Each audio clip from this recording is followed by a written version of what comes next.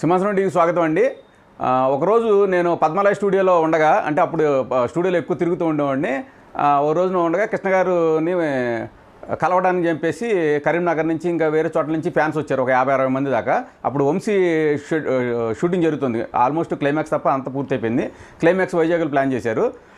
అప్పుడు ఫ్యాన్స్ అందరూ కృష్ణ గారు చుట్టుముట్టి, సార్ వంశీ అదిరిపోవాలి క్లైమాక్స్ మనకే, మీరు బాబు రాజకుమార్ తర్వాత మళ్ళీ కలిసి చేస్తున్నారు, అది ఇది అని చెప్తున్నారు. కృష్ణ గారు అలాగే వాళ్ళందరినీ సముదాయిస్తున్నారు.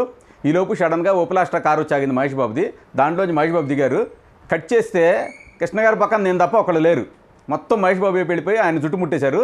కృష్ణ గారు తల తిప్పి చూస్తే నేను ఒక్కడే ఉన్నాను పక్కన. ఆయన ముసుముసులు నవ్వుకున్నారు.